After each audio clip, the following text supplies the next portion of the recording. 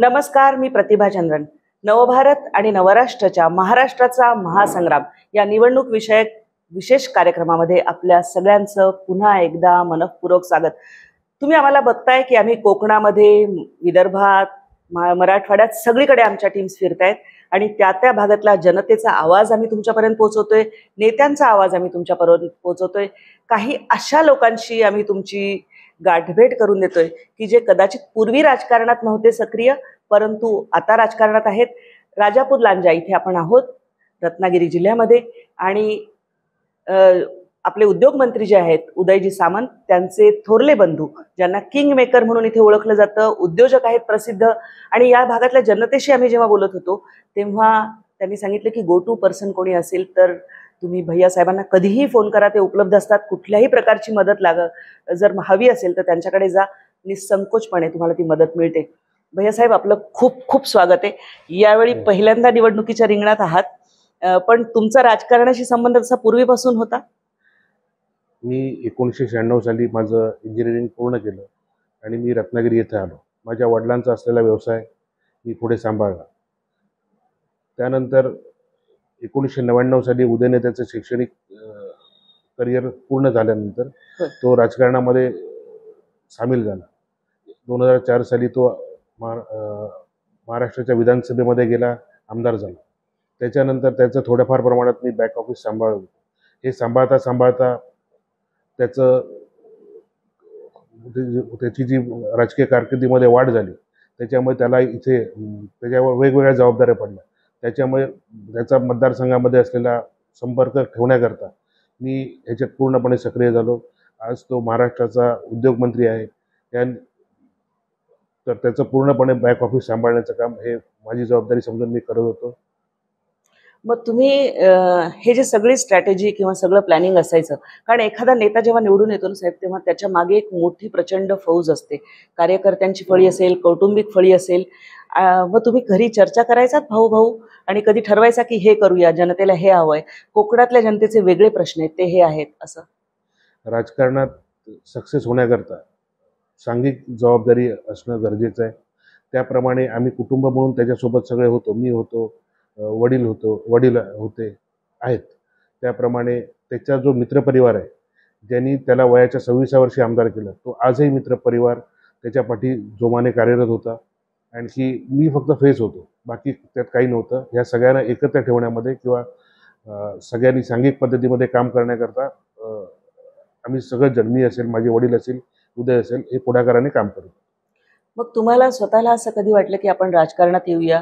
आणि मग कारण हा जो सगळा पट्टा आहे तो शिवसेनेचा एका अर्थाने बालेकिल्ला मानला जातो. या भागामध्ये भाजप सेनेचं प्राबल्य आहे. मग तुम्ही कधी ठरवलं की येऊया, किंवा भावानी तुम्हाला सुचवलं? हा पहिला विचार कसा आला? मी 2029 साली खासदारची निवडणूक लढवण्याचं ठरवलं होतं. हो, आत्ताची जी लोकसभेची झाली, ही 24ची झाली. 24 झाली, 2029 साली. त्यात माझे 2 हेतू होते. म्हणजे माझी रिटायरमेंट वयाचं 55 वर्ष पूर्ण झालेली असतील आणि माझा मुलगा धंद्यात आलेला असेल. ह्या 2 गोष्टी ठेवून 29 साली लढवण्याचं मी डोक्यात ठेवलं होतं. परंतु शिवसेनेची 2022 साली जी फाटाफूट झाली, त्यावेळी मला असं वाटत होतं की 2029 नको, 2024ला खासदारकी लढवावी. त्याप्रमाणे मी माझं इच्छा व्यक्त केली आणि मी कामाला देखील सुरुवात केली होती. पण दुर्दैवाने मला खासदारकीचं तिकीट मिळालं नाही. म्हणून मी 2024 साली आमदारकीला निवडणूक लढवायला इच्छा प्रदर्शित केली. आणि त्यानंतर मग महायुतीचा उमेदवार म्हणून मग तुमचा कोणाकोणाशी संपर्क झाला, कुठल्या कुठल्या नेत्यांशी चर्चा झाली, आणि मग कसं सगळं ठरवलं की हो, ही जागा आपण लढवणार आहोत? कारण राजन साळवी आहेत समोर की जे अनेक वेळा निवडून पण आलेले आहेत. खासदारकीचं इलेक्शन झाल्यानंतर माननीय मुख्यमंत्री एकनाथ शिंदे साहेब आणि देवेंद्र फडणवीस साहेब तसंच अजित पवार साहेब यांनी मला सांगितलं की तू लांजा राजापूरमधनं तयारी कर, आम्ही तुला इथून नक्कीच तिकीट देऊ. मग उद्योजक म्हणून सामाजिक कार्यामध्ये तुम्ही नेहमी होतातच, पण मग निवडणुकीच्या दृष्टीने कशी तयारी सुरू केली आणि या भागातले प्रामुख्याने प्रश्न कुठले आहेत जनतेचे, असं तुम्हाला वाटतं की ते सोडवले गेले पाहिजेत असे? मी खासदारकीच्या अनुषंगाने फिरत असताना मला प्रामुख्याने जाणवलं की लांजा राजापूर हा जो मतदारसंघ आहे हा अतिशय दुर्लक्षित मतदारसंघ आहे. ह्या भागामध्ये कोणतीही विकास कामं झालेली नाहीत. रस्ते असू दे, पूल असू दे, इथल्या शैक्षणिक गरजा असतील किंवा आरोग्याची सेवा असेल किंवा बेरोजगारी असेल, हे प्रामुख्याने विषय इथे भेडसावत होते. आणि मी मुद्दाम म्हणून हा मतदारसंघ घेण्याचं निश्चित केलं. ह्या भागामध्ये प्रत्येक गोष्टीची अडचण आहे. मी आता जी सांगितले, शैक्षणिक असेल, आरोग्य असेल किंवा बेरोजगारी असेल, रस्ते पूल असतील, ह्या तर आहेतच. त्यासोबत इथे साध्या साध्या गोष्टींमध्ये लाईटची सुद्धा दुरावस्था होती. म्हणजे दिवसातून 5 ते 10 वेळा इथे या ठिकाणी लाईटचा प्रॉब्लेम होता. पाण्याचे प्रॉब्लेम आहेत. असे विविध जे प्रॉब्लेम आहेत हे पुढाकार घेऊन आपल्या मार्गातून सॉल्व्ह होतील ह्या हिशोबाने मी हा मतदारसंघ निवडला. कोकण म्हटलं की लँडस्लाईड, कोकण म्हटलं की पूर, कोकण म्हटलं की चक्रीवादळं, म्हणजे निसर्गाशी झुंजत झुंजत कोकणी माणूस पुढे जातो.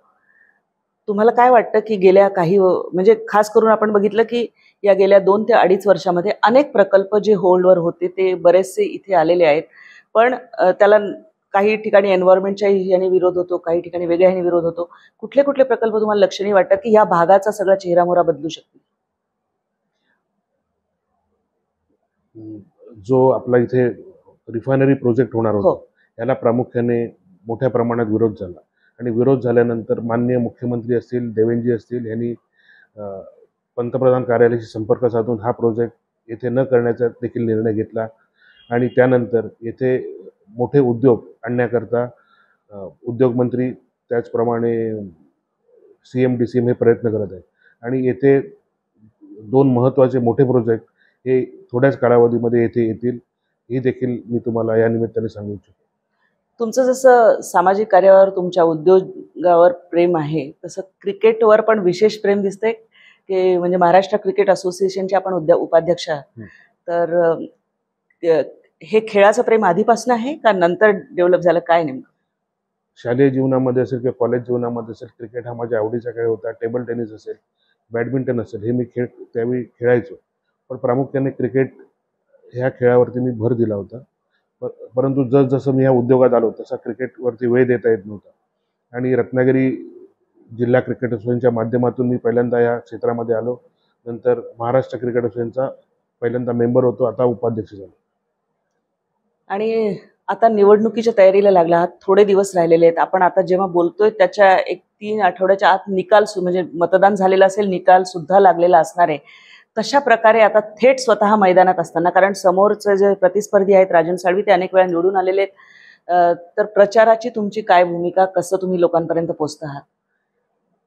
मागील लोकप्रतिनिधी 3 वेळा जरी निवडून आले असले तर 3 टर्ममध्ये त्यांनी काहीही काम केलेलं नाही हे लोकांसमोर आहे. ते मतं मागायला कोणत्या आधारे जातील हा प्रामुख्याचा विषय आहे. आणि आम्ही जाताना विकास कामं, महायुतीच्या माध्यमातून होणारी विकास कामं ही लोकांकडे घेऊन जाणार आहोत. ज्या योजना महाराष्ट्र सरकारने राबवल्या आहेत, ह्या योजनांचा कसा लाभ मिळवून देता येईल किंवा बेरोजगारांकरता नोकऱ्या तर आहेतच, परंतु त्यांना स्वतःच्या पायावर कसे उभे करता येईल, हे सर्व विषय घेऊन आम्ही मतदारांकडे जाऊ. आमची फार मोठी फळी टीम इथे कार्यरत आहे. त्यामुळे महायुतीच्या माध्यमातून आम्हाला विजय हा अतिशय सोपा आहे. महायुतीला तुम्हाला इथे कसं वातावरण दिसतं? कारण ज्या लाडकी बहीण असतील किंवा अन्य सगळ्या कल्याणकारी ज्या योजना आणलेल्या आहेत, विरोधकांकडनं प्रचार होतो की ह्या निवडणुकीपुरत्या आहेत, नंतर बंद होतील. पण तुम्ही ग्राउंडवर जेव्हा जाता तेव्हा कसं आहे? विरोधकांकडून हा अपप्रचार केला जातोय की ही योजना कालांतराने बंद होणार, परंतु ही शासनाने प्रोव्हिजन करून ठेवलेली आहे की कधी योजना बंद होऊ नये या पद्धतीची. त्यामुळे ही योजना बंद होणार ही उठवलेली पूर्णपणे अफवा. दोन्ही बंधू शेजारच्या मतदारसंघामधून लढत आहात. एकमेकांना काय तुम्ही जेव्हा बोलता राजकारणासंदर्भात तेव्हा काय सल्ला देता, काय बोलता एकमेकांची? मतदारसंघामध्ये काय चाललंय एवढीच चौकशी होते, बाकी काही नाही. आता उद्या दिवाळी आहे, त्यामुळे परत आम्ही उद्या एकत्र असू. त्यावेळी आपल्या मतदारसंघातील आपले कार्यकर्ते किंवा मतदारांबाबत चर्चा करू. तुम्हाला दुसऱ्या कुठल्या पक्षाकडनं ऑफर आली? कारण शिवसेनेचा तसा हा बालेकिल्ला आहे. आणि मग मध्ये उगीच चर्चा होती की तुम्ही मशाली हाती घ्याल का वगैरे. कधी चर्चा, संपर्क काही झाला का नाही झाला? मला कोणी संपर्क साधलेला नाही किंवा मी कोणाकडे गेलेलो नाही. त्यामुळे आता निवडणूक समोर आहे आणि 20 तारखेला मतदान आहे. महाराष्ट्रात एका फेजमध्ये मतदान आहे. विजयाची किती शाश्वती? 100% शाश्वती आहे आणि महाराष्ट्रामध्ये महायुतीचं सरकार सुद्धा 100% मोठ्या फरकाने निवडून येईल. तुम्ही म्हणालात की बंधू मंत्री असतील, मी आमदार असेल. हो, नक्की. येथे जे प्रदूषणकारी दुसरा एक प्रोजेक्ट होणार होता होय. की बॉक्साईट मायनिंगचा, ह्या प्रोजेक्टला सुद्धा जनतेतून विरोध आहे. त्यामुळे हा प्रोजेक्टचं जनसुनावणी झालेली नाही आणि जनसुनावणी होणार नाही अशा पद्धतीने पालकमंत्री असतील किंवा मुख्यमंत्री असतील, आमचे इथले खासदार असतील, नारायण राणे साहेब आणि देवेंद्रजी असतील, यांच्या माध्यमातून आम्ही हा निर्णय घेतला. त्यामुळे आता तो प्रोजेक्ट होणार नाही, पण जे पर्यावरणाला पूरक असलेलेच आम्ही उद्योग इथे आणू. म्हणजे प्रामुख्याने भर हा असेल की कोकणाचं जे आपलं सगळं वैशिष्ट्य आहे पर्यटनाचं, निसर्गाचं, ते जपून सगळे प्रोजेक्ट आणायचे असा विचार आहे यामागे. असेच प्रोजेक्ट येतील आणि ते अंतिम टप्प्यामध्ये आहेत. काही खास विशेष प्रोजेक्ट आहेत या दृष्टीने की जे येऊ घातलेले आहेत असे? मॅन्युफॅक्चरिंग मधले ते प्रोजेक्ट आहेत. पण ते सांगण्याचं काम उद्योग मंत्री किंवा मुख्यमंत्री किंवा उपमुख्यमंत्रीच करू शकतात. मी सांगणं योग्य नाही. पर्यटनावरती देखील आपण मोठ्या प्रमाणात इथे भर देत असून पर्यटनाच्या पोषक जे उद्योग आहेत ते देखील येतील. कारण कोकणचा किनारपट्टा आहे, समुद्री किनार खूप चांगली सुंदर लाभलेली आहे आणि काही जेट्टी, काही फेऱ्या आणि शिवाय या ठिकाणी होमस्टेज असं सगळं मायक्रो डेव्हलपमेंट पण बऱ्याच प्रमाणावर होते. त्या दृष्टीने काही विशेष धोरण आहे का? हो, आता साखळी नाटे येथे 153 कोटी रुपयाची मच्छीमारी जेटी मंजूर केली आहे. त्याचप्रमाणे ज्या छोट्या MMB कडनं जेटी बनवायच्या आहेत त्या देखील या ठिकाणी करत आहोत आणि या ठिकाणी एखादी क्रूजसाठी आवश्यक असणारं क्रूज टर्मिनल देखील भविष्यामध्ये बनवण्याचं आहे. रस्त्यावरची वाढती जर आपण सगळी ट्रॅफिक आणि हे बघितलं तर नितीन गडकरी साहेबांचं पण एक स्वप्न आहे की सागरी वाहतूक, जलवाहतूक यावर ते बोलतात आणि ते जेव्हा बोलतात तेव्हा असं वाटतं की हे सगळं ड्रीम आहे, होऊ शकणार नाही. पण आपल्याला छोट्या छोट्या इथल्या पॉकेट्समध्ये ते दिसते. कोकणात जास्त ते संभव आहे असं वाटतं. जलवाहतूक ही सगळ्यात इकॉनॉमिकल आणि कमी वेळाची आहे आणि आता रत्नागिरी येथे 350 कोटी रुपये खर्चून क्रूज टर्मिनल होते.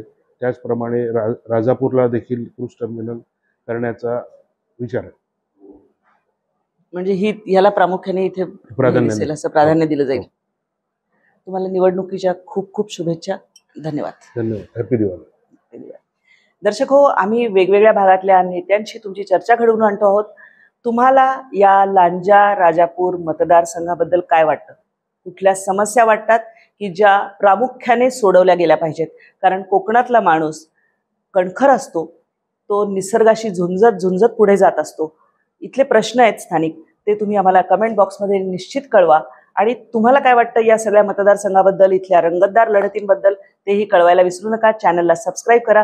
तुर्तास मी भैया साहेबांसोबत आपली रजा घेते. नमस्कार.